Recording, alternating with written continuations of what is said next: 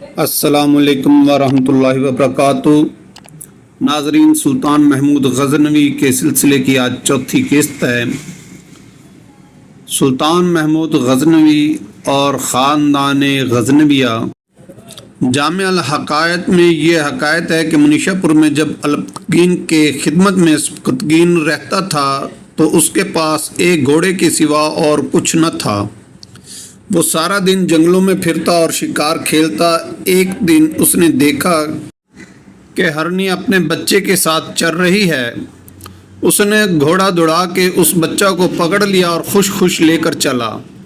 ہرنی نے بھی گھوڑے کا پیچھا کیا تو اس نے ہرنی کے بچے کو چھوڑ دیا، اور جو اس نے مڑ کر پیچھے دیکھا کہ ہرنی اپنے بچے کے چھوٹنے سے خوش خوش جنگل میں جاتی تھی اور امیر کو بھی مڑ مڑ کر دیکھتی جاتی تھی۔ اسی رات امیر کو رسول خدا کی زیارت ہوئی، جنہوں نے یہ فرمایا کہ امیر ناصر الدین، تو نے ایک بیچارے بے کس بے بس پریشان حال جانور پر شفقت کی۔ خدا نے تجھے دیا یہ مرحمت کی کہ اپنے دیوان میں منشور سلطنت تیرے نام لکھوایا۔ تجھے چاہیے کہ عام خلق کے ساتھ بھی یہی شیوا جاری رکھے اور صفت شفقت کو کسی حال میں نہ چھوڑے۔ اس میں سعادت دارین ہے کہ اکثر تاریخوں میں یہ حقائق بھی لکھی ہے کہ امیر ناصر الدین سبکتگین نے خواب میں دیکھا کہ اس کے گھر میں آتش دان سے ایک درخت ظاہر ہوا اور ایسا بڑھا کہ اس کے سایہ میں ایک خلق خدا بیٹھ سکتی تھی۔ جب امیر جاگا اور خواب کی تعبیر سوچ رہا تھا کہ سلطان محمود غزنوی الاستادہ اور مسعود الانتہا نے اس فرزند کا نام سلطان محمود غزنوی رکھا۔ کہتے ہیں کہ سلطان محمود غزنوی کا تال صاحب ملت الاسلام کا تاج کے ساتھ موافق تھا۔ ہمیشہ سے اشیاء مورخ ان خواب و فالوں تالوں کو تاریخ کا ایک دلکش جزو سمجھتے ہیں، مگر فرنگستانی ان کو بالکل تاریخی پائے اعتبار سے ساقط جانتے ہیں۔ محمود غزنوی کی ہونہاری مثل مشہور ہے کہ ہونہار بروا کے چکنے چکنے پات سلطان محمود غزنوی پر یہ مثل صادق آتی تھی۔ وہ لڑکپن سے ہی ہونہار معلوم ہوتا تھا۔ نوعمری میں باپ کے ساتھ مہمات میں جاتا اور وہ آگے قدم بڑھا کر ہاتھ مارتا کہ پرانے تجربہ کار سپہ سالار دیکھتے ہی رہ جاتے۔ ایام طفلی میں یہ سبق اس نے خوب سیکھ لیا تھا کہ زابلستان یعنی کہ کوہستان ملک جو غزنی کے گرد ہے، اس کے پہاڑی باشندوں سے ہندوؤں کے راجاؤں کے بڑے بڑے لشکروں کو بھگا دینا کوئی بات نہیں۔ لڑکپن میں ایک باغ دلکشا لگوایا، اس میں مکان روح افزا بنوایا۔ ایک دن وہاں بڑا جشن کیا اور پدر بزرگوار اور عمرہ نامدار کو بنایا۔ باپ نے باغ اور مکان دیکھ کر پسند فرمایا اور یہ ارشاد کیا کہ ایسے باغ اور مکان تو اور بھی امیر بنوا سکتے ہیں، تجھ کو وہ عمارت تعمیر کرنی چاہیے کہ جس کی برابری کوئی دوسرا نہ کر سکے۔ سلطان محمود غزنوی نے پوچھا، ہے حضرت ایسی عمارت کون سی ہے؟ اس نے جواب دیا کہ وہ اہل علم و فضل کے دلوں کی تعمیر ہے، جو کوئی نہال احسان ان کو زمین دل میں لگائے گا اس کو ثمر ہمیشہ پائے گا۔ یہ نصیحت کی بات سلطان محمود غزنوی کو ہمیشہ یاد رہی۔ امیر سبکتگین کا جب انتقال ہوا تو محمود کی عمر 30 برس کی تھی اور وہ اس وقت منیشا پور میں تھا۔ امیر اسماعیل اس کا چھوٹا بھائی باپ کے پاس تھا۔ بعض مورخ کہتے ہیں کہ اس نے میدان خالی پا کر تاج شاہی سر پر رکھا، مگر بعض کا یہ قول ہے کہ باپ کی وصیت کے موافق وہ قبۃ الاسلام بلخ میں تخت پر بیٹھا۔ لا حاصل وہی بادشاہ ہوا اور خزانہ شاہی کا مالک ہوا۔ سپاہ کی دلجوئی اور عمرہ کی خاطرداری میں خزانوں کے منہ کھول دیے۔ مقصد یہ تھا کہ سب کے دل میں اس کی جگہ ہو اور سلطان محمود غزنوی کی طرف سے ان کا دل برگشتہ ہو، مگر اس دغا باز سپاہ اور امرائی ناانصاف نے وہ طمع دراز کیا کہ جس کا پر ہونا محال تھا۔ یہ سب حال جب سلطان محمود غزنوی کو منیشا پور میں معلوم ہوا تو اس نے بھائی کے پاس ایک تعزیت نامہ لکھ کر ابو الحسن جموئی کے ہاتھ بھیجا، جس کا مضمون یہ تھا کہ امیر سبکتگین، میرا تمہارا پشت پناہ اس دنیا سے رخصت ہوا۔ مجھے اس دنیا میں کوئی چیز تجھ سے زیادہ عزیز نہیں ہے۔ اگر تیری عمر بڑی ہوتی اور تو زمانہ کا تجربہ کار ہوتا، امور سلطنت کی وفائق سے اور ثبات ملک اور دولت کی قواعد سے ماہر ہوتا تو میری عین آرزو ہوتی کہ تو تخت پر بیٹھے۔ باپ نے جو تجھ کو اپنا جانشین کیا وہ مصلحت تھی، اگر تخت خالی رہتا معلوم نہیں کیا فساد برپا ہوتا۔ تو پاس تھا اس لیے تخت پر بٹھا دیا، اب انصاف کی نظر سے تعمیل کر اور شریعت اغرا کے موجب دولت اور ملک کو تقسیم کر دارالسلطنت میرے حوالہ کر، بلخ خراسان کا ملک تیرے لیے صاف کیے دیتا ہوں۔ مگر امیر اسماعیل نے بھائی کا یہ منصفانہ کلام نہ سنا۔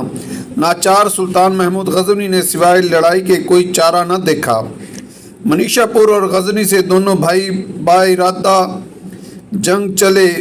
ہر چند بعض امیروں نے چاہا کہ اسماعیل بھائی کا کہنا مان جائے اور لڑائی نہ ہو، مگر یہ بات نہ بن پڑی۔ دونوں بھائیوں میں ایک سخت لڑائی ہوئی، تخت سلطان محمود غزنی کے ہاتھ رہا، غزنی فتح ہو گیا، اسماعیل گرفتار ہوا۔ ایک دن سلطان محمود غزنوی نے بھائی سے باتوں باتوں میں پوچھا کہ اگر تو مجھ پر ظفر یاب ہوتا تو تو میرا کیا حال کرتا؟ اس نے جواب دیا کہ کسی قلعہ میں تجھے بند کرتا، مگر تیرے لیے آرام و آسائش کا سارا اسباب مہیا کرتا۔ اس وقت تو اس بات کو سلطان محمود غزنوی نے ٹال دیا، مگر پھر اسماعیل کو جرجان کے قلعہ میں قید کیا، لیکن اس کے لیے ہر قسم کے چین اور آرام کا اسباب تیار کر دیا۔ پھر اس کی ساری زندگی قید میں ہی بسر ہوئی۔ ان کا غلام البتگین امیر منصور بن نوح سمانی کا غلام ہے۔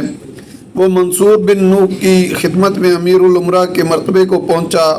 وہ ناصر الدین امیر منصور کی حکومت کے زمانے میں ابو اسحاق بن البتگین کے ہمراہ بخارا آیا تھا اور اس کی سرکردگی میں وکالت کے مرتبے پر پہنچا۔ جب امیر منصور کی نیابت میں ابو اسحاق کو غزنین کی حکومت ملی تو اس نے حکومت کا نظام امیر ناصر الدین کے سپرد کر دیا۔ اس کے انتظام نے حکومت میں استقلال پیدا کر دیا۔ جب ابو اسحاق کا انتقال ہو گیا اور اس کا کوئی وارث نہ رہا تو سپاہ اور رعایا نے ناصر الدین کی حکومت سے اتفاق ظاہر کیا اور اس کی اطاعت پر آمادہ ہو گئے۔ وہ اظہار قوت کے خیال سے حکومت کے کام میں مشغول ہو گیا اور ملک گیری کا منصوبہ بنایا۔ 367 ہجری 977 تا 78 عیسوی میں طغان جو ولایت بسط کا حکمران تھا اور پائتور نے بسط پر قبضہ کر کے طغان کو وہاں سے نکال دیا تھا، امیر ناصر الدین کے پاس آیا اور اس نے مدد چاہی۔ امیر ناصر الدین نے فوج کشی کر کے بسط کو پائتور کے قبضہ سے نکال کر طغان کے حوالے کر دیا اور طغان نے بہت سی شرائط کو قبول کر کے عہد کیا کہ وہ اس کے اطاعت سے روگردانی نہیں کرے گا۔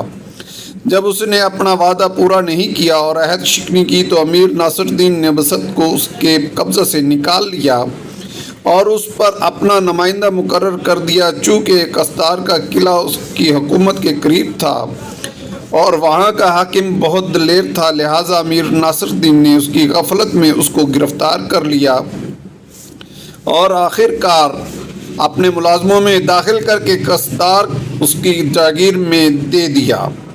امیر ناصر الدین شاہانہ عزم کے ساتھ غزنی اور جہاد پر کمر بستہ ہو گیا۔ وہ ہندوستان پر حملے کرنے لگا، وہاں سے غلام اور مال غنیمت لاتا تھا، جس جگہ کو فتح کرتا وہاں مسجد بنواتا تھا، اور راجہ جے پال کے ملک کی خرابی میں کہ جو اس زمانے میں ہندوستان کا کاس راجہ تھا کوشش کرتا تھا راجہ جے پال اس خرابی اور غارت گری سے کہ جو وہ اس کے ملک میں کرتا تھا تنگ آ گیا تھا۔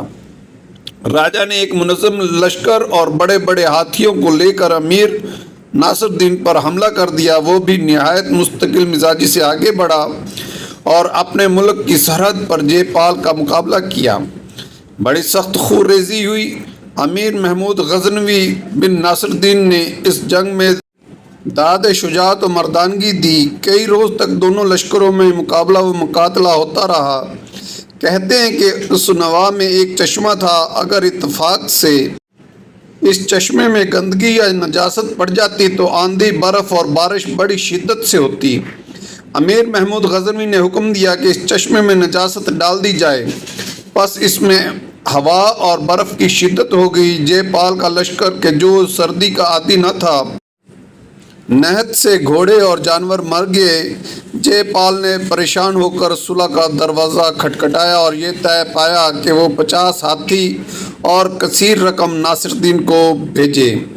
وہ اپنے چند معتبر آدمیوں کو امیر کے پاس بطور یرغمال چھوڑ کر گیا اور امیر ناصر الدین کے چند معتبر آدمیوں کو مال اور ہاتھی سپرد کرنے کی غرض سے ہمراہ لے گیا تھا کہ امال ادا کرے۔ جب وہ اپنے ٹھکانے پر پہنچا تو اس نے عہد شکنی کی اور امیر ناصر الدین کے آدمیوں کو قید کر لیا۔ اس خبر کے سنتے ہی امیر ناصر الدین نے بدلہ لینے کے ارادے سے لشکر کشی کر دی۔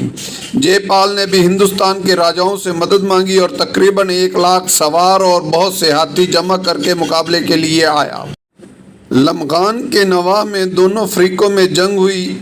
امیر ناصر الدین کو فتح اور نصرت حاصل ہوئی، بہت سا مال غنیمت، غلام، ہاتھی اور رقم ہاتھ آئی۔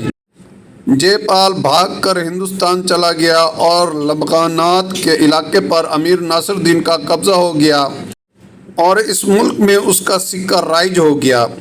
اس کے بعد وہ امیر نوح بن منصور کی مدد سے آگے بڑھا، خراسان و ماورائے النہر میں فتوحات حاصل کی۔ ماہ شعبان 383 اگست 997 عیسوی میں امیر ناصر الدین اس دار فانی سے رخصت ہو گیا، لیکن اس کی حکومت کی مدت 20 سال رہی۔ ناظرین، یہ سلسلہ ابھی تک جاری ہے، انشاءاللہ نیکسٹ ایپیسوڈ میں ملتے ہیں۔ شکریہ، اللہ